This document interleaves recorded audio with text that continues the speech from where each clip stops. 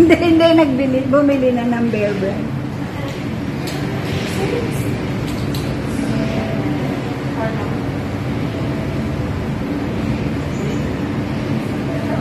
Ay, hindi na pala nakaano.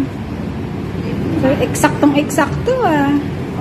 Hindi maliligaw eh. Opo, sugar. Bitcho-bitcho.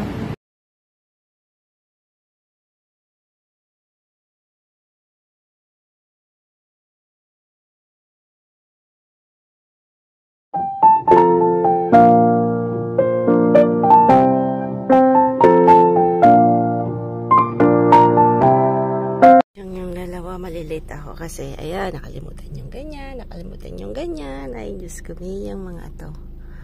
Kasi po dito sa France, kailangan mo ng yung meron pong national card, di ba po? So, syempre si Sam 19. So, chine-check nila kung nasa age o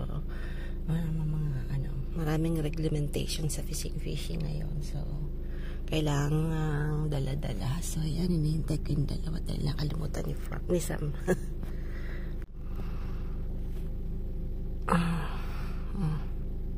Balik po tayo dito sa cake. Gawa po ako ng cake. Ayan, balik po tayo. Good afternoon po. Invited po kami tomorrow sa isang lunch. Cousin po yan ni Frank. So, magdadala po ako. Paborito po nila yung cheesecake. So, gawa po ako ng cheesecake. So, kaya lang, wala pa kaming blueberry. Doon po sa store na pinag-workan ko, wala pong blueberry. So, bukas pong umaga, tamang-tama. Mag-grocery ka na. Yung dapat na hapon. Kaya lang, pag dito po, pag Saturday afternoon, ako, ang daming kaupo sa grocery. So, ang init-init. Tapos si Pang po, pagod kasi, yun na umaga, nag-fishing siya. Tapos after, pagbalik niya, nag-jogging po siya. Kasi talagang medyo pagod. Sabi niya, tomorrow morning na lang daw po mag-grocery. Ako naman, pagod din. So sabi ko, di okay. No worries. So, kailangan po dito po yung, pwede yung Graham na na biscuit na po. Ako ang ginagamit ko, French na biscuit na Petit Beurre. Yan. Ito yung ginamit ko. So, lalagay ko dito siya para mabilisan lang. Kasi, hindi ko na siya i-rolling pin dahil isang pinupukpok ko ng rolling pin, medyo matagal. Tatayin ko lang po kasi medyo maingay. Sa isang bowl.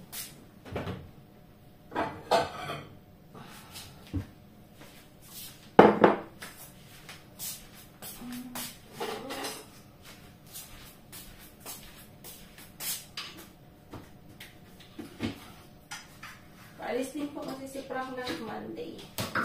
Pero magpe-plane lang po siya kasi para 1 hour lang po yung papunta kay Ma'am Indad.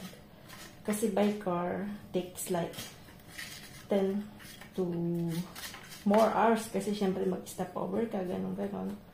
So, mag-isa lang siya. Tapos mas mahal pa po pagka nag-tinake niya yung car. Kasi ang mahal po dito ng fees sa toll gate, no? So, mas mura pagka nag-take siya ng plane. Kaya lang, ang problema pag nag-take ng plane, konti lang yung bagahin kailangan niyang dalhin. But anyway, kasi mag-isa lang siya. Tapos sila Ma'am and Dad naman po, susunduin namin sila next ng August na po kasi pupunta po sila dito and hindi na nila po kayong mag-commute kahit mag-plane. Hindi na po nila kaya masyado. So, susunduin po sila ni Frank. Siguro pag nandito na po si Osh. Yan, pag nandito na si Osh, susunduin. Tapos, ihahatid sila. Ihahatid siya po, pero not by car, by plane din ulit. Tapos, yan. Kailangan po natin ng butter. So, halo natin dito sa pinino natin ng biscuit. Tapos, asukal.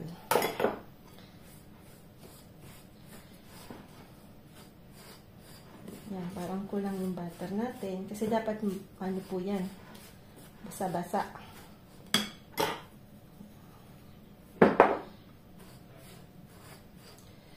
So, kailangan nating kamayin.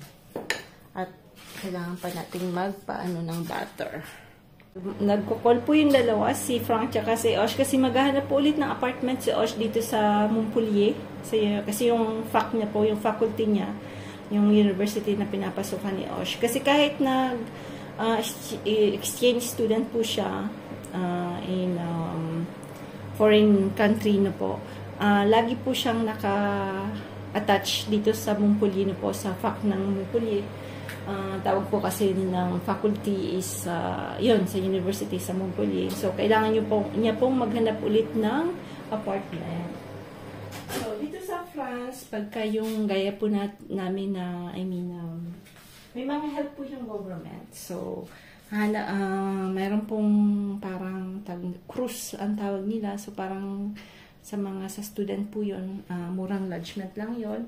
So, mag-a-apply po si Osh. Tingnan natin kung makukuha siya. Kasi, syempre, piniprivilege po nun yung mga magulang na mas mababa yung revenue, yung sahod ng mga mag-asawa, gano'n.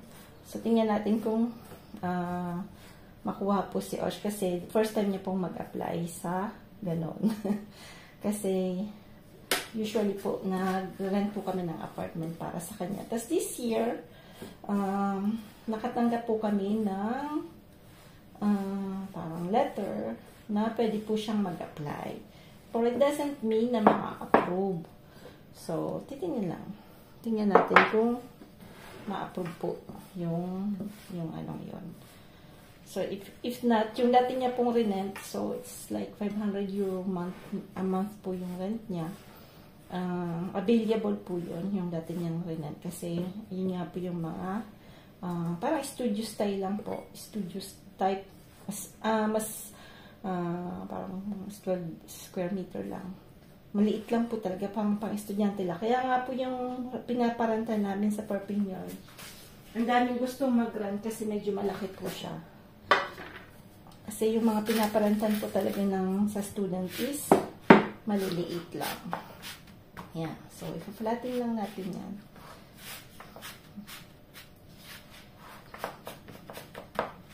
Dapat medyo lahat meron, ha? Medyo malaki kasi itong ano natin. Kasi hindi ko alam kung ilan po kami. Tapos, i-bake lang natin yan ng very quick, no? Siguro 8 minutes. Lagay natin ng 100, parang 185 lang kasi baka matutong. Kasi dati natutungan ako nito. Inulit ko ulit.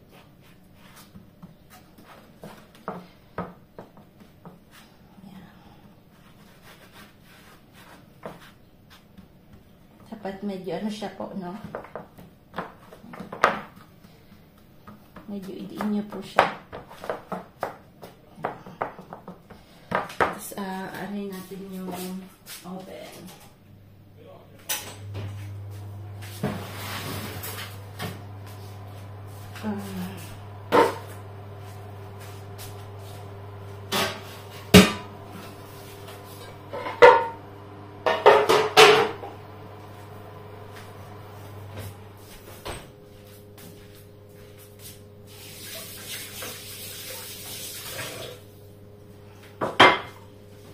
So, ipiprepare po natin yung ilalagay natin dyan. So, ilalagay natin ito sa oven.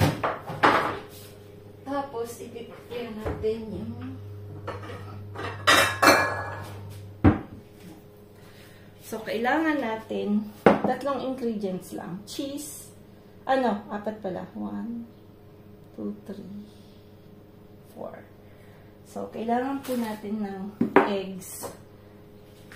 Kailangan po natin ng sour cream. Yun, sour cream. Para creme fresh po yun.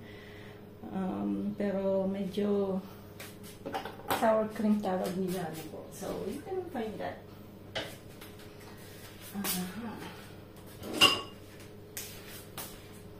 Wala pong, normally, Iba pong mark yung nilalagay ko dito, but wala akong mahanap dun sa store namin. Ito lang yung available. So, pares lang naman. Tingnan natin kung alin mas masarap na po. Pero nagamit ko na rin yata ito dati. Kasi minsan kasi talaga hindi mo mahanap yung gusto mong product na yon.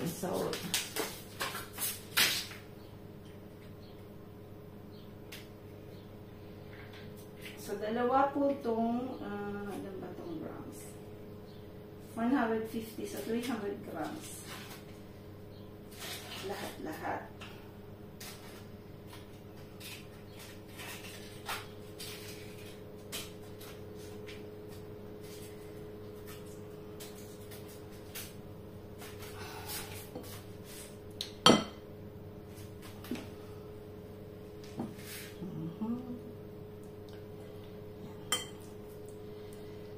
Parang dami.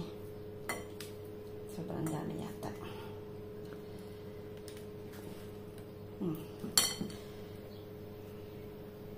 Kasi, ayan. Talagay natin yung ito. Condensed milk lang yan.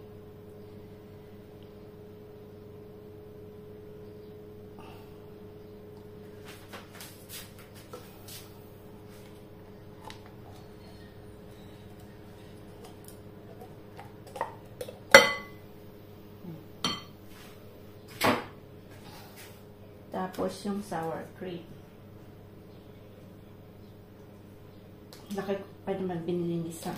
Isang kasi yung pumita doon sa store. Yung binili yan, sabi ko maliit lang eh. Gagamitin na lang natin sa iba na po. Kasi mahal din po yung mga ganyan-ganyan. Sayang lang.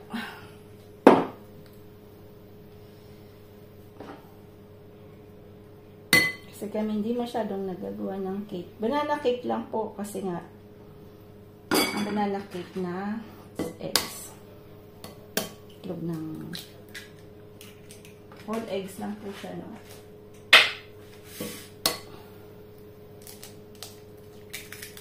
Dalawa lang kasi sobrang laki na mga itlog. Kailangan natin itong i-mix. Pero pag wala po kayong ganito, okay lang.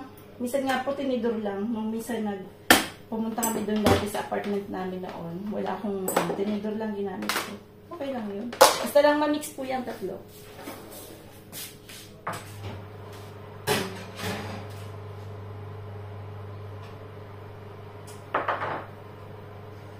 Yan, i-heat natin yan. Tapos ito ay i-mix natin. So, natin i-mix.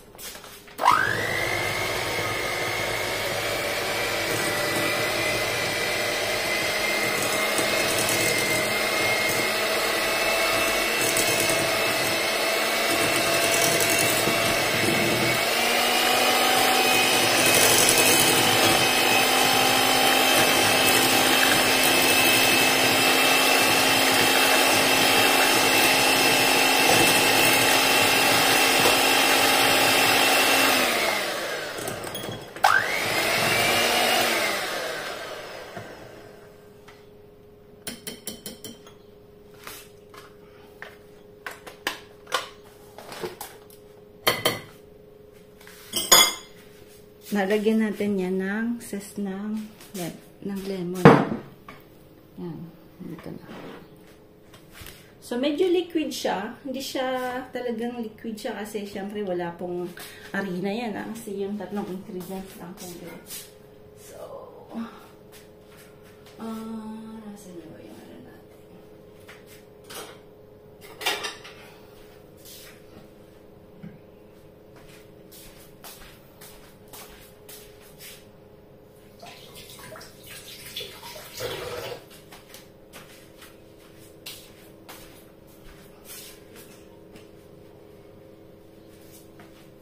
Yan, lalagyan po natin ng zest ng lemon para hindi po siya yung balat lang yan. Para may perfume po siya, no?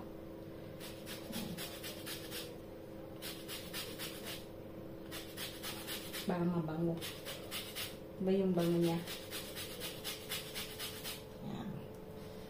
So, unahin na lang natin ito.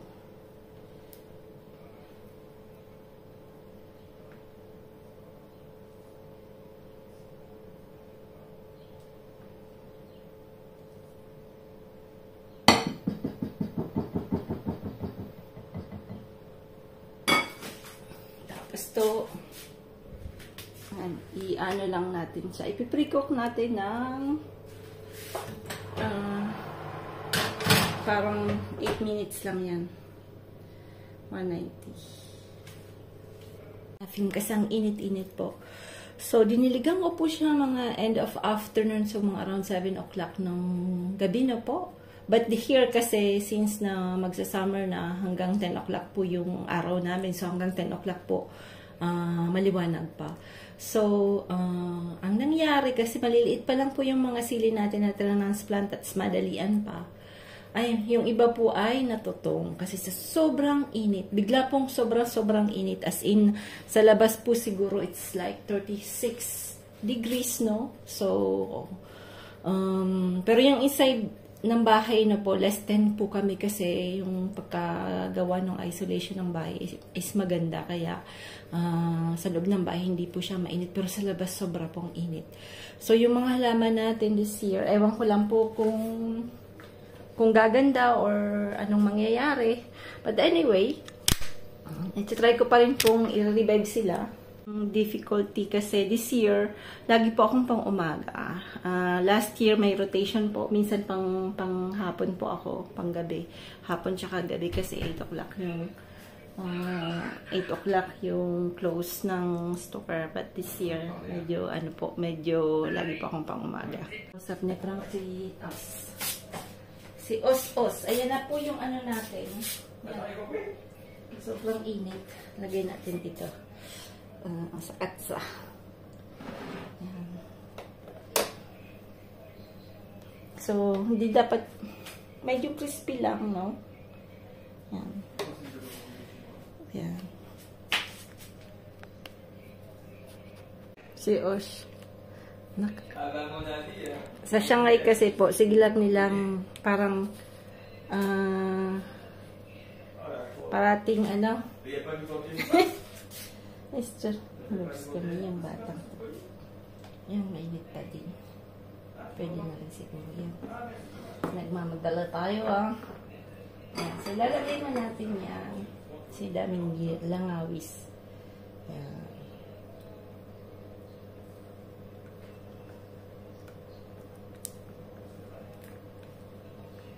Tapos bukas po bibili tayo ng blueberry kasi lalagay natin sa ref tapos blueberry tomorrow. Kasi ewan ko kung sasama ko kasi siyempre kailangan kong mag-gardening. Ewan ko kung sasama ko sa pag-grocery. Kasi mas priority natin pag-garden.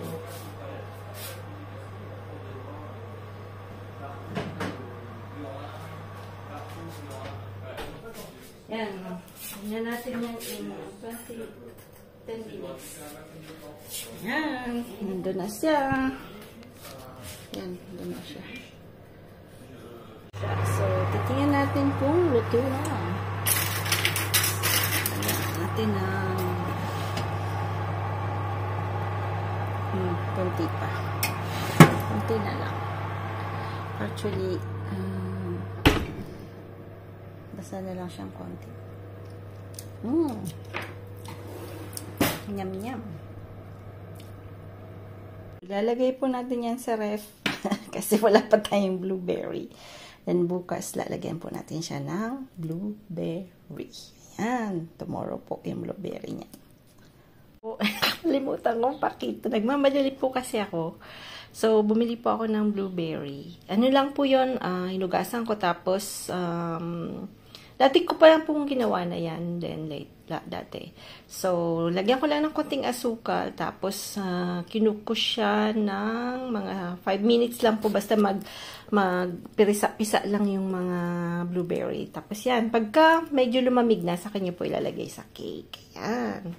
So, dadalhin namin yan kasi nga invited kami for lunch today. So, tapos bumili kami ng isang pakwan. Ayan. Kasi mas masarap po after barbecue is pakwan na po na malamig. Ayan. Yan po yung dadalhin namin. Yes, is pa lang po. Magdidilig na ako kasi natutumpo yung mga transplant natin na na sili na po. Tsaka bell pepper. Sa sobrang init.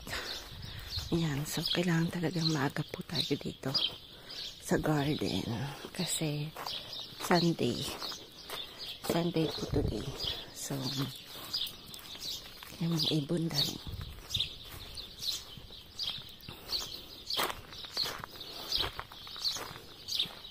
Parinig niyo po yung mga ibon. Daming ibon pag umaga. Kahit anong oras na dami.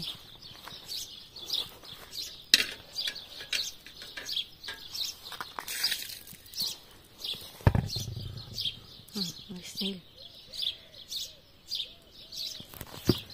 Ayun, masaya sila kasi po,